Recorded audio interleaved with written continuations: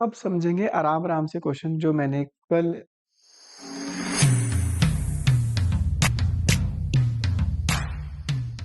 और आज रील में डाले थे। उन क्वेश्चन को बड़े आराम से ध्यान से समझना, जिनको वो थोड़ा फास्ट में समझ नहीं आया। क्वेश्चन है आपके पास, पहले क्वेश्चन को पढ़ना है। क्वेश्चन में पूछा गया, क्वेश्चन में सिर्फ और सिर्फ ये पूछा है कि value of goodwill on average profit method से क्या होगी। ठीक है जी। आपके पास प्रॉफिट गिवन है, फर्स्ट ईयर का गिवन है 4000, सेकेंड ईयर का ये है, थर्ड ईयर का आपके पास ये है। Closing stock for the year, second वाला इस साल का एंड थर्ड वाला इस साल का। इंक्लूड वो स्टॉक इंक्लूड है इस प्रॉफिट के बीच में जो कि बिल्कुल ऑब्सोलीट हो चुका था, खत्म हो चुका था। तो ऐसे स्टॉक को हमने प्रॉफिट कैलकुलेट करते समय कंसीडर किया हुआ है।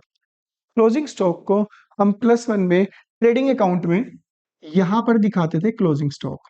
मैंने ये इनकम साइड होती है, इनकम साइड में जो स्टॉक है वो 4400 वो वाला स्टॉक दिखा रखा है जिसकी वैल्यू 0 है, ऑब्सोलीट खत्म हो चुका है।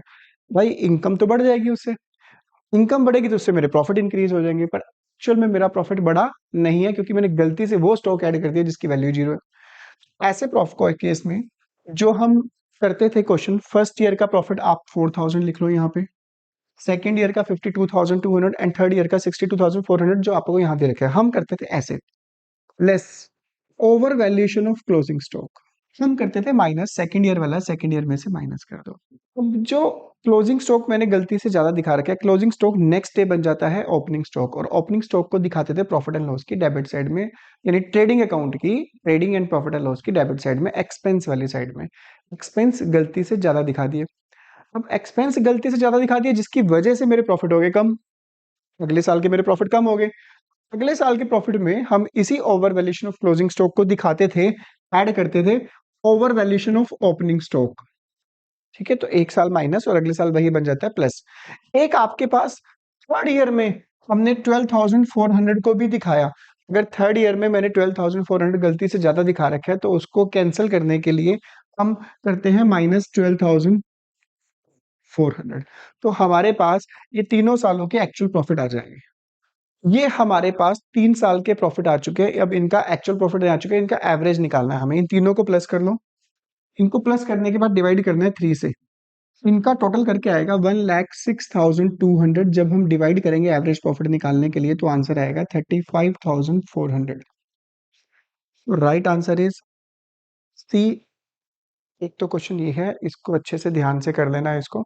इसी का मैंने शॉर्टकट तुम्हें क्या बताया था जब रील हमने की थी, तो मैंने बताया था कि यार देखो इन 3 ईयर्स के प्रॉफिट को तो हमने प्लस करना ही करना है ना, और इस वाले प्रॉफिट को हमने पहले माइनस करना है फिर प्लस करना है, तो इसका तो इफेक्ट हो गया कैंसिल। ये वाला प्रॉफिट इस साल में से माइनस होगा, तो हमने क्या किया था उस रील में, 1 2 3 इनको प्लस करा। प्लस करने के बाद आया था 1,18,600, माइनस क्या किया हमने उसमें से, सिर्फ और सिर्फ ये आपस में कैंसिल हो गए थे, इसको माइनस किया हमने। आंसर अभी भी वही आया, टोटल प्रॉफिट। जैसे कि अभी हमने देखो इतना बड़ा सॉल्व किया, इतना बड़ा सॉल्व करने के बाद भी यही आता 1,06,200।